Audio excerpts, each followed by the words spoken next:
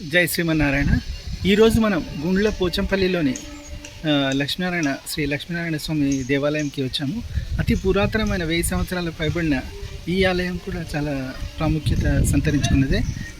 మన కళ్యాణి చాళుక్యుల కాలంలో 9-10వ దశాబ్దపు మధ్యకాలంలో నిర్మించిన ఈ ఆలయం కూడా రజాకార్ల దాడికి గురై ఇక్కడ ఉండే విగ్రహాలు చాలా వరకు చోరీ అయిపోయాయి. మనము ఈ పక్కనే ఉన్న ఉమామహేశ్వరం, ఈ ఆలయంలోని ఇంకొక ఉపాలయం ఉమామహేశ్వర ఆలయంలో ఉన్న లింగము, వినాయకుడు, నంది అవన్నీ కూడా ధ్వంసమైపోయి పక్కన పడేసినాయి. వీరభద్ర అది కాలభైరవుడి విగ్రహం కూడా, అతి అరుదైన కాలభైరవుడి విగ్రహం కూడా ఉంది. అది కూడా పక్కన భిన్నమైపోయి పక్కన పడేసి ఉన్నారు. అన్నీ కొత్తవి పెట్టారు. కాకపోతే మన అదృష్టం కొద్దీ ఇక్కడ ఉండే ఆలయం లక్ష్మీనారాయణుడి ఆలయము మరియు ఇందులో ఉండే విగ్రహం మాత్రం అలాగే ఉంది. ఇందులో ఉండే ఆళ్వార్ స్వాములు కానీ పరివార దేవతలు, ప్రాకార దేవతలు అన్నీ ధ్వంసమైపోయాయి. ఇప్పుడు అసలు మనకేమి కనిపించవు. కనీసం ఉత్సవ విగ్రహాలు కూడా నాకైతే ఇందులో ఏం కనిపించలేదు. కాకపోతే చాలా ఆలయంకి మాత్రం ఎలాంటి ధ్వంసం జరగలేదు. ఒక్క దగ్గర బీజాక్షరాలు అవి రాసి ఉండేది. కాకపోతే అది పెయింటింగ్ వేయడం వల్ల అది కూడా కనుమరుగైపోయింది. ఇది లోడ్ బేరింగ్ వాల్ టెక్నాలజీతో గర్భాలయం కానీ తర్వాత బయట అంతరాలయం కానీ కట్టారు. ముందుండే 16 కాళ్ళ మంటపం తప్ప మిగతా అంతా కూడా లోడ్ బేరింగ్ వాల్ టెక్నాలజీతోనే కట్టిండ్రు. అంటే 1000 సంవత్సరాల కిందటనే ఆ సివిల్ ఇంజనీరింగ్ టెక్నాలజీని వాడుకున్న వీళ్ళ గణితాన్ని చూస్తే నాకు చాలా ఆశ్చర్యం అనిపిస్తుంది. ఇది ఆలయం చెక్కు చెదరకుండా ఇన్నేళ్ళు ఇలా ఉండడం మాత్రం చాలా అదృష్టమని చెప్పుకోవాలి. ఈ ఆలయ విశేషాలు తెలుసుకుందాం రండి. సుచిత్ర సర్కిల్ నుండి మేడ్చల్కి వెళ్ళే దారి లోపల కొంపల్లి ఫ్లైఓవర్ స్టార్టింగ్లోనే ఎడమవైపు హైవే రోడ్ దిగితే గుండ్లపోచంపల్లి రోడ్ వస్తుంది. ఆ దారి లోపల దాదాపు ఒక 2 కిలోమీటర్స్ వెళ్తే గుండ్లపోచంపల్లి మున్సిపాలిటీ స్టార్టింగ్లోనే రోడ్కి కుడివైపున ఇదిగో ఇక్కడ మనం చూస్తున్నాం కదా, ఈ ఆర్చ్ మనం వెళ్తున్న దేవాలయం ఆర్చ్ ఒకటి కనిపిస్తుంది అనమాట. ఈ ఆర్చ్ నుండి కరెక్ట్గా 500 మీటర్లు మన దేవాలయం ఉంటుంది.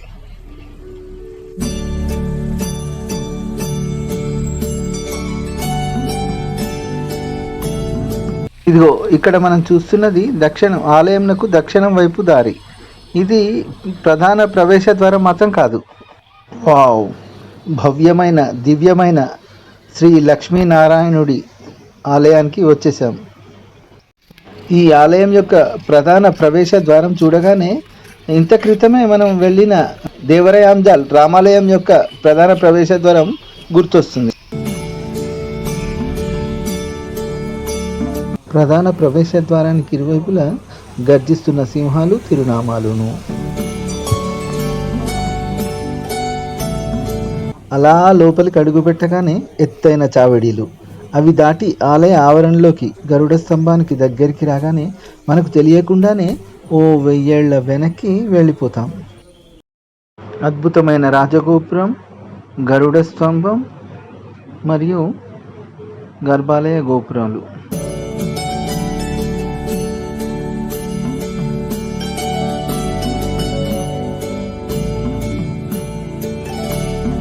ముందునున్న ప్రవేశ ద్వారంపై, తూర్పు ప్రవేశ ద్వారంపై హంసవాహనం పెట్టబడి ఉంది.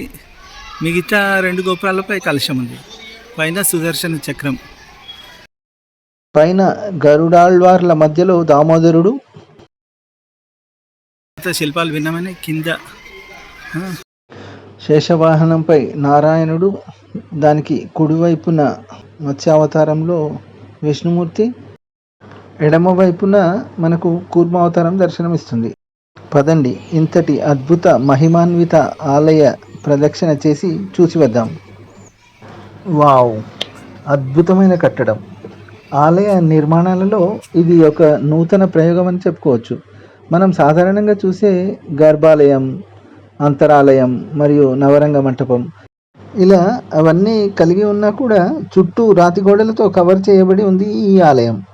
అంటే ఆల్మోస్ట్ ఆల్ మనం ఈ రోజుల్లో చూసే ప్రీ ఇంజనీర్డ్ బిల్డింగ్స్ లాగా అట్లాంటి నిర్మాణం అన్నమాట. ఇక్కడ వైపు మనకు గజలక్ష్మి అమ్మవారు ఉన్నారు. తర్వాత ఇక్కడ రూఫ్కి కూడా చాలా అందంగా ఇట్లాంటి డిజైన్లు మాత్రం ప్రతి దగ్గర చెక్కి పెట్టారన్నమాట. ఈ ఆలయానికి కూడా తూర్పు, ఉత్తరం, దక్షిణం ఇలా 3 వైపులా దారులు ఉన్నాయి. ఇప్పుడు మనం చూసింది దక్షిణం వైపు దారి. ఈ ఆలయానికి సంబంధించిన ఒక రహస్య అద్భుతం ఏంటంటే ఈ ఆలయం శ్రీ లక్ష్మీనారాయణ యంత్రాకారపు నిర్మాణం. గోపురపు పైభాగంలో శ్రీదేవి, భూదేవి సహిత లక్ష్మీనారాయణుడు,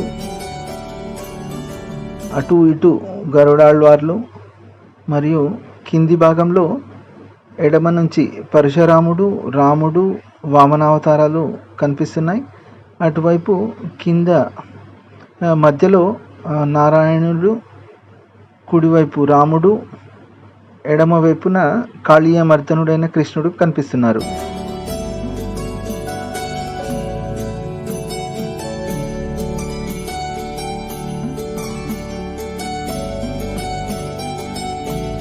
అది శివాలయం అక్కడ ఉన్నది మనకు.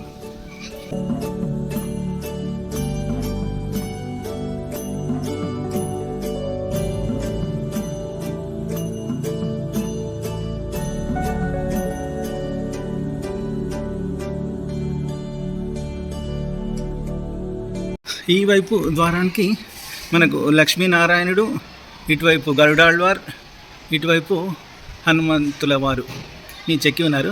ఇక్కడే పక్కన తమిళ్లో బీజాక్షరాలు రాసి ఉన్నాయి, కాకపోతే అది పెయింట్ వల్ల మనకేం కనిపించకుండా పోయాయి అన్నమాట. అది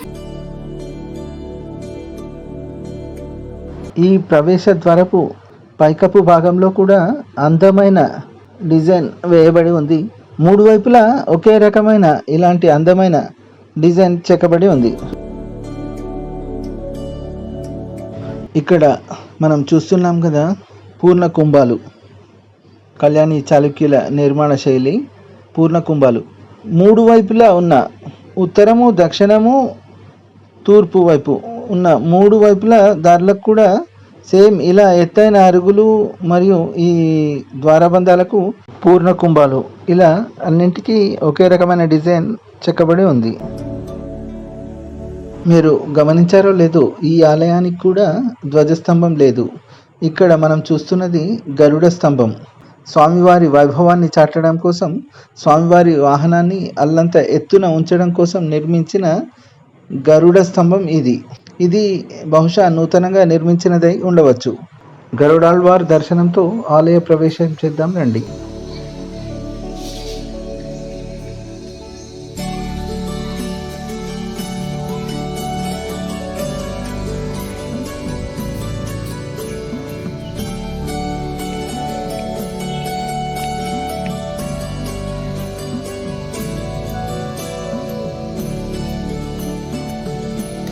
ఇది మనం దుద్దెడ శివాలయంలోను, ఆ తర్వాత మోతే లక్ష్మీ వెంకటేశ్వరాలయంలో చూసాం కదా, అక్కడ ఇక్కడ రౌండ్గా ఇక్కడ మనకు డిజైన్ ఉంది, ఇక్కడేమో డిజైన్ లేదు. కాకపోతే అంతే సేమ్ టు సేమ్ ఉన్నాయి రెండు కూడా.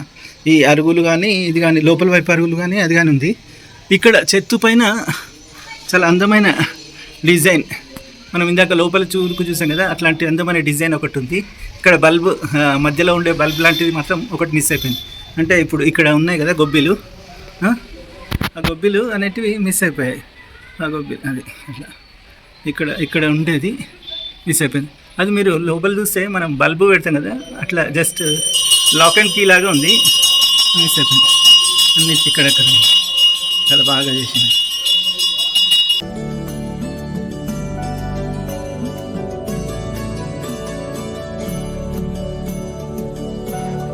ఆలయ నవరంగ మంటపంలోకి అడుగుపెట్టగానే ఆధ్యాత్మిక భావనతో పాటుగా ఆధునిక నిర్మాణ శైలిగా భావిస్తున్న ఫ్రేమ్డ్ స్ట్రక్చర్స్ మరియు లోడ్ బేరింగ్ వాల్స్ టెక్నాలజీని ఆ కాలంలోనే వాడినట్టుగా అర్థమవుతుంది. అందుకే వారి నిర్మాణ శైలిని అభినందించకుండా ఉండలేకపోతున్నాను. ఇంకొక అద్భుతం ఏంటంటే ఇవన్నీ కూడా 9 ఇంచ్ వాల్సే. ఇదిగో ఇక్కడ చూస్తున్నాం కదా, 9 ఇంచ్ వాల్స్ జస్ట్ కనిపిస్తుంది కదా, ఇదిగో ఇక్కడ కూడా క్లియర్గా చూడవచ్చు, జస్ట్ 9 ఇంచెస్ వాల్సే. ఇవన్నీ కూడా ఫస్ట్ హాఫ్, ఇది 9 ఇంచ్ వాల్ కనిపిస్తుంది కదా లోపల చేయబెడితే. ఇక్కడి వరకు మనకు నవరంగ మంటపం లోపల వైపు, గర్భాలయం అంతరాలయం వైపు అంతా లోడ్ బేరింగ్ వాల్స్, ముందటున్నదంతా నవరంగ మంటపం మొత్తం ఫ్రేమ్డ్ స్ట్రక్చర్ లాగా అనమాట. అంటే ఆర్సీసీ పిల్లర్స్ వేసి పైన బీమ్స్ స్లాబ్ వేస్తారు కదా, తర్వాత మధ్యలో వాల్స్ పెట్టారు కదా, ఆ టైప్ అన్నమాట ఇదంతా. అటువైపు ఉన్నదంతా load bearing wall structure type అన్నమాట. అంటే రెండు కన్స్ట్రక్షన్ టెక్నాలజీస్ ఇక్కడే వచ్చాయి.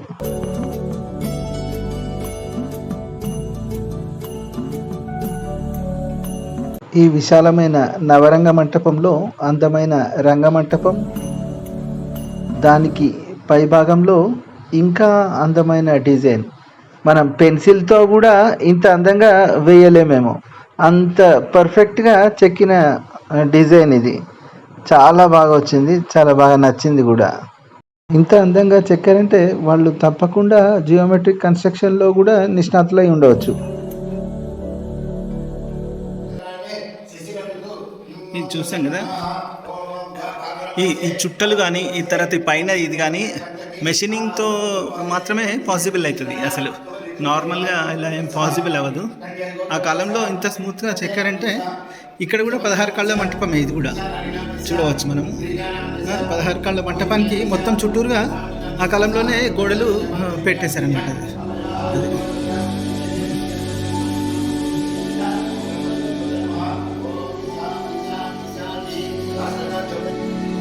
ఇప్పుడు మనం ఎప్పుడెప్పుడా అని ఎదురు చూస్తున్న స్వామివారి దర్శనం చేసుకుందాం రండి. ఓం నమో నారాయణాయ నమః.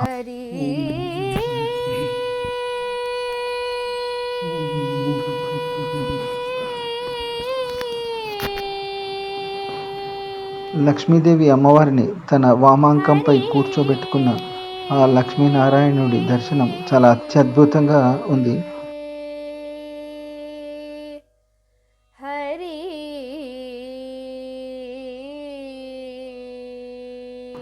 ఇక్కడ గజలక్ష్మి అమ్మవారు కనిపిస్తున్నారు. అటు ఇటు శంఖ చక్రాలు, తిరునామాలు పెయింట్ వేసింది కాబట్టి మనకు స్పష్టంగా ఏం కనిపించట్లేదు. ఇక్కడ కింది వైపు కూడా మనం స్పష్టంగా చూడవచ్చు. ఇటువైపు చక్రము, పైన డిజైన్లు ఉన్నాయి. ఇటువైపు శంకు, పైన చతురస్రాలలో డిజైన్లు ఉంది. చాలా అందంగా చెక్కబడి ఉన్నాయి.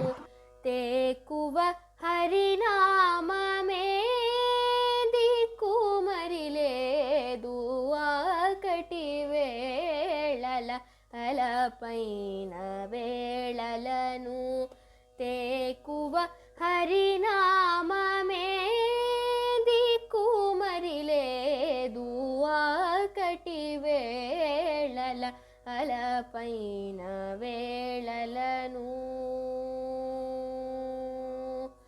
హరి.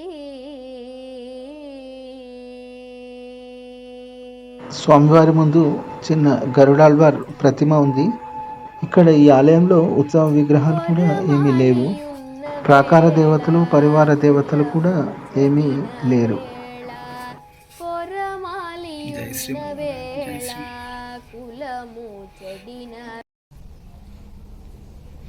ఇక్కడ ఒకటి డిస్లోకేట్ అయింది కదా, ఇది కూడా 9 ఇంచ్ వాలే.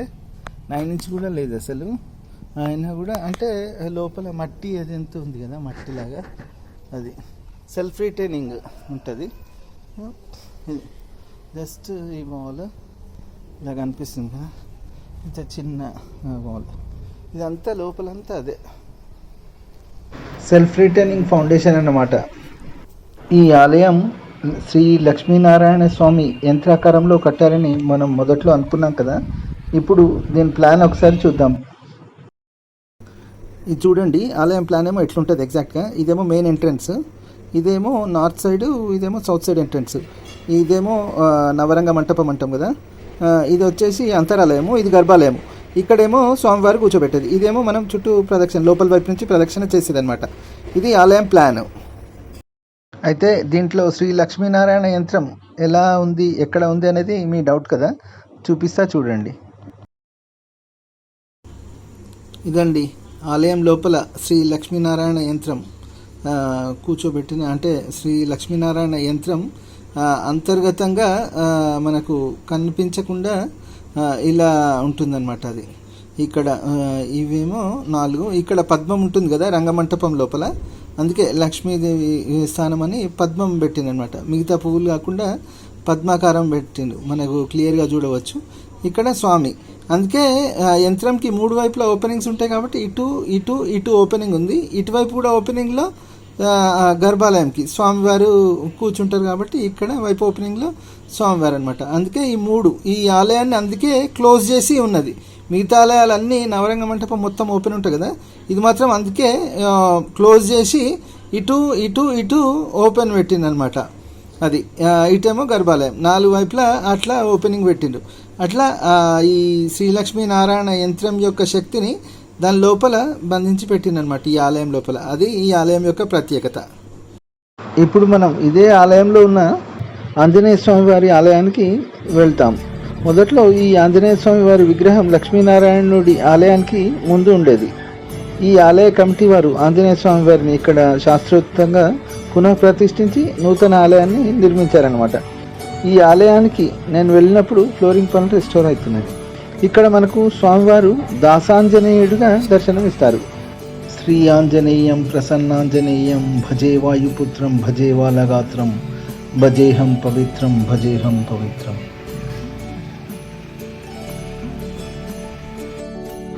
ఇది శ్రీ లక్ష్మీనారాయణ స్వామివారి ఆలయం.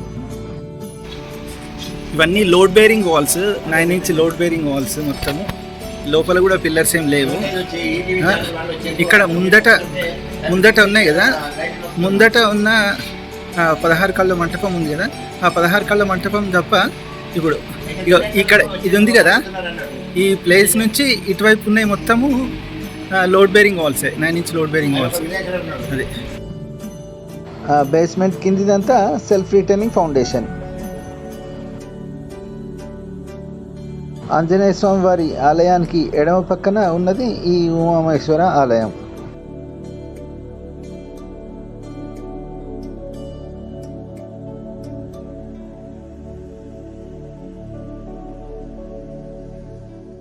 మరొక ప్రధాన ఆలయం ఉమామహేశ్వర ఆలయము.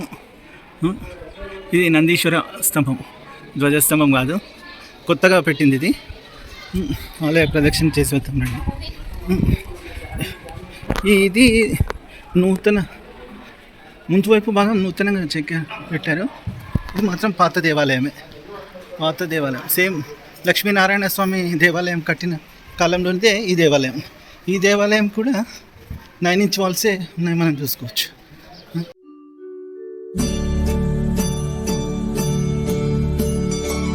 ఈ ఉమామహేశ్వర ఆలయం వరకు పాత నిర్మాణము.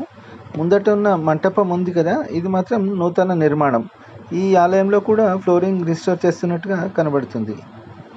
ఓం నమ శివాయ, ఓం నమ శివాయ, ఓం నమ శివాయ.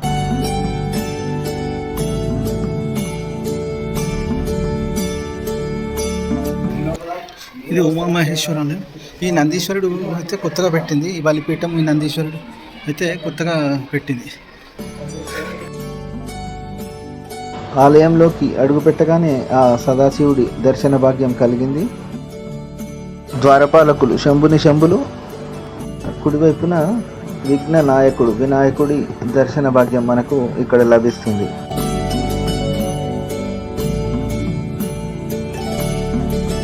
అంతరాలయంలో కూడా ఒకసారి ప్రదక్షిణ చేద్దాం రండి.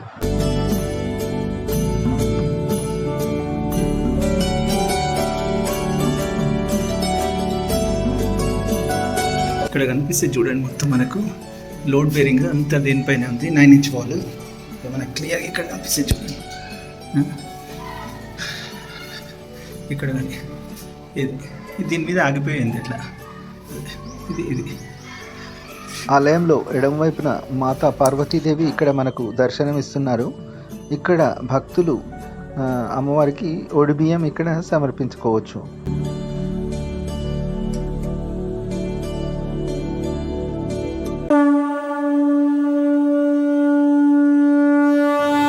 గర్భాలయ ప్రవేశ ద్వారానికి ఇరువైపులా సర్వాంగ సుందరంగా తీర్చిదిద్దిన శంభులు, ఉత్తరాచిపై విఘ్న నాయకుడు వినాయకుడి దర్శనం, ఇక్కడ ఆ సదాశివుడి దర్శన భాగ్యం మనకిక్కడ లభిస్తుంది. ఓం నమ శివాయ. జై శ్రీమన్నారాయణ. జై శ్రీమన్నారాయణ. 11వ శతాబ్దం నాటి ఆలయము, తరతరాల బట్టి వంశపరపరంగా మా అధ్యయనంలో నడుస్తున్న ఆలయము. పైగా మా తాత ముత్తాతలు 8వ తాత పరంగా మాకు వంశపరంగా నడుస్తున్న ఈ ఆలయం లోపల మేము మా అధ్యయనంలో మా తాతలు చెప్పిన విషయం ఏమనగా శ్రీకృష్ణదేవరాయ హయాంలో అక్కన్న మాతను నిర్మించారని వాళ్ళు పూర్వీకులు చెప్పిన విషయం కను ఆ క్రమేపీ రాను రాను ఇక్కడ నవాబ్ హయాంలో ఒకప్పుడు ఈ గ్రామం ఈ చుట్టుపక్కల ఈ ఆలయం చుట్టే ఉండేది.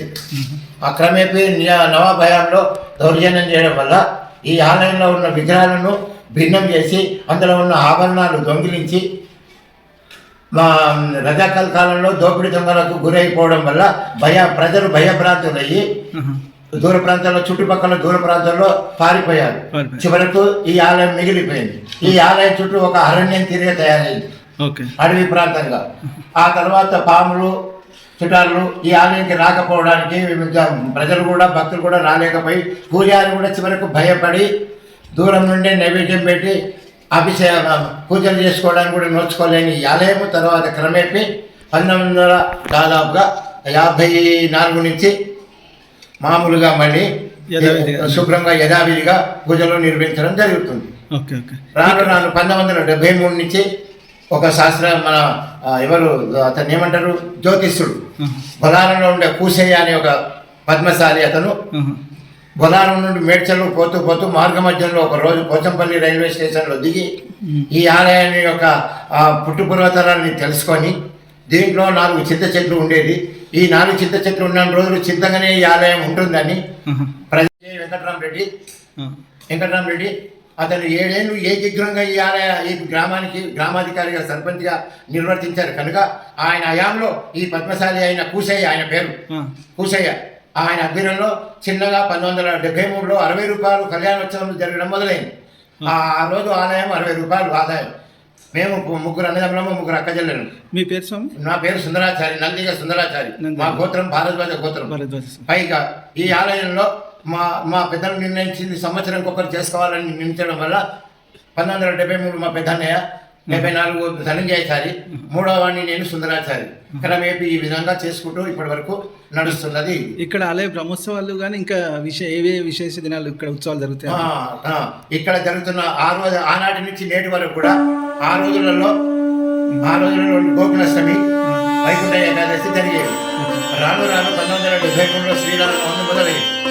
ఆ తర్వాత క్రమేపీ గోకులాష్టమి, ఉగాది, హనుమత్ జయంతి, వినాయక చవితి ఇలాంటి కార్యక్రమాలు బ్రహ్మోత్సవాలు జరుగుతూ. బ్రహ్మోత్సవాలు ఎప్పుడు? చైత్రమాసంలో బ్రహ్మోత్సవాలు ఎన్ని రోజులు జరుగుతాయి? ఏం లేదు, ఒకటే రోజు ఏదైనా మామూలుగానే క్రమేపీ జరుగుతుంది. అయితే ఆ తర్వాత ఆంధ్ర నుండి ఒక ఆయన సత్యనారాయణ బ్యాంకులో పనిచేసే సత్యనారాయణ గారు ఈ ఆలయ నిర్మాణకై తన స్వతహాగా 10 లక్షలు ఖర్చు పెట్టి తిరిగి పునర్నిర్మాణం చేశారు. పునర్నిర్మాణం ఏమనగా శివాలయంలో శివలింగం, ఇది ఈ శివలింగం కూడా కొత్తగా పెట్టినట్టు ఉంది. పాతది అక్కడ ఉన్నది, అదే చూసిన ఈ చెప్తాను కదా నవాభయంలో అందులో రత్నాలు ఉన్నాయి కనుక భిన్నాలు చేసి అందులో దొంగిలించి పడ్డాక అదే ఆలయానికి రాలేకపోవడం ప్రజలు భక్తులు. తర్వాత 1973లో దీని మళ్ళీ నిర్మాణం నంది, వినాయకుడు, పార్వతి విగ్రహం ఇవి తిరిగి మళ్ళీ పునర్నిర్మాణం జరిగాయి. ఆ రోజు నుంచి నేటి వరకు ఈ విధంగానే జరుగుతున్నాయి. సరే సార్, జై శివనారాయణ. ఆ తర్వాత నవగ్రహాలు అతి పురాతనమైన 1910వ శతాబ్దం నాటి కాలభైరవ విగ్రహం ఇప్పటికే కొనసాగుతున్నది. ఎక్కడ? ఆ షెడ్ లో కాలభైరవ ఆంజనేయ స్వామి కూడా పాతదే. ఓకే స్వామి, చూస్తాను.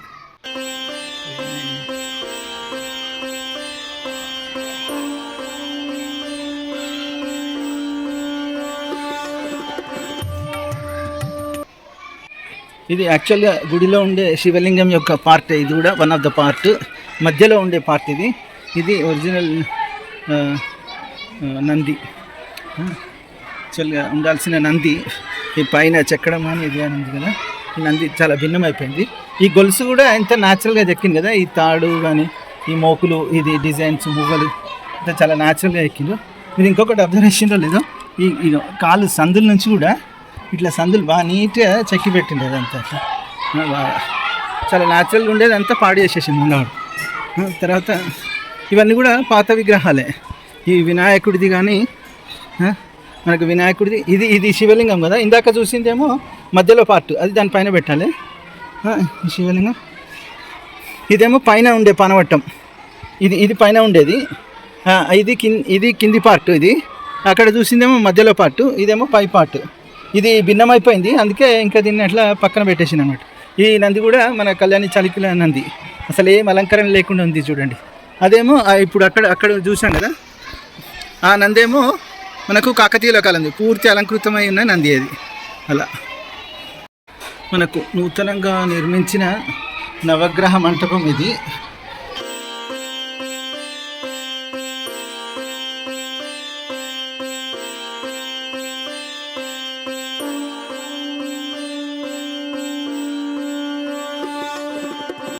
నవగ్రహ మంటపానికి ముందట కాలభైరవుడి దర్శనం మనకి ఇక్కడ లభిస్తుంది.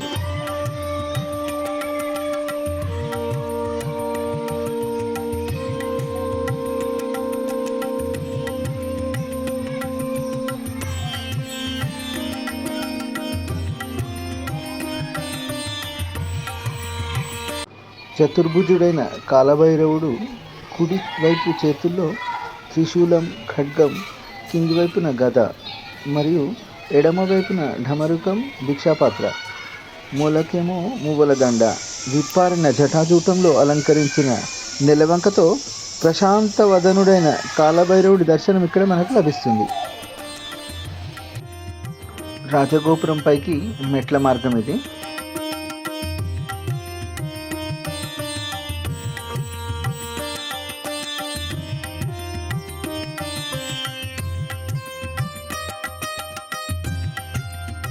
రంగమంటపంలో సాధారణంగా కనిపించే కూర్మం ఇక్కడ ఉంది. ఇది మన రాజగోపురం, ఇది గరుడ స్తంభం, ఇది మన ఆలయం గర్భాలయ గోపురం మరియు దేవాలయం.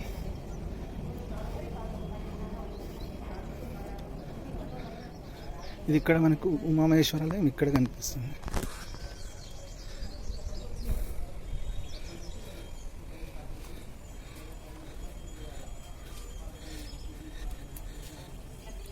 ఇది ఆలయం యొక్క కొత్తగా చేయించిన రథం. ఇది బ్రహ్మోత్సవాల సమయంలో స్వామివారి ఊరేగింపు సేవలకై వినియోగించే రథం ఇది.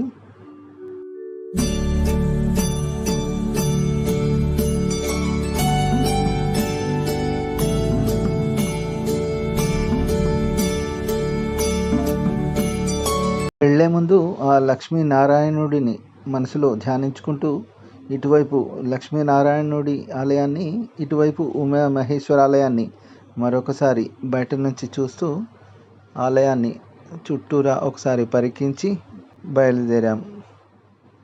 ఓం నమో నారాయణాయ నమః. ఓం నమ శివాయ. ఇవండి ఈ ఆలయం యొక్క విశేషాలు.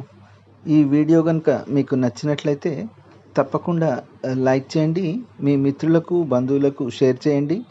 మీ విలువైన అభిప్రాయాల్ని కామెంట్స్ రూపంలో మాకు తెలియజేయండి. ఆలయం ముందు భాగంలో ఈశాన్య భాగంలో ఒక అందమైన పురాతన మెట్ల బావి ఒకటి కనిపిస్తుంది.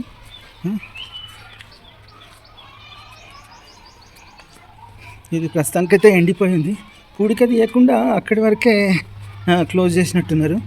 అందుగురించనే అదేం లేదు. జనరల్గా ఈ మెట్ల బావులలో కూడా శాసనాలు అలా రాసి ఉంటాయి, మరి అయితే ఇక్కడైతే ఏం కనిపించట్లేదు మనకి. ఈ మెట్ల బావిలో చాలా పెద్ద పెద్ద రాళ్లతో ఇలా ఉంది. చిన్నగా అయితే ఒక రాళ్ళు వేసేద్దామండి.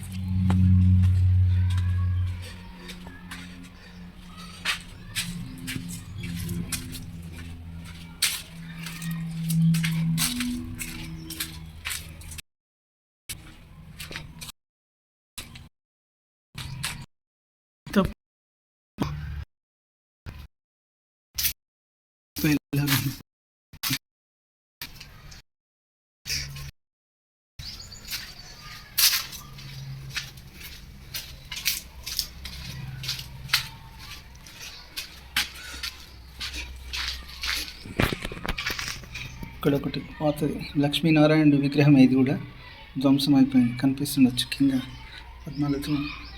ఇదంతా చతుర్భుజుడై ఉన్నాడు ఇక్కడ. ధ్వంసమైన ఒక విగ్రహం మాత్రం అనిపించింది. మీరు కూడా తప్పకుండా ఈ ఆలయాన్ని వీలు చేసుకొని ఒకసారి దర్శించండి. ఈ వీడియోని లైక్, షేర్ చేయడం అస్సలు మర్చిపోవద్దు. మీ కామెంట్స్ని మాకు తెలియజేయండి. పునర్దర్శన ప్రాప్తిరస్తు.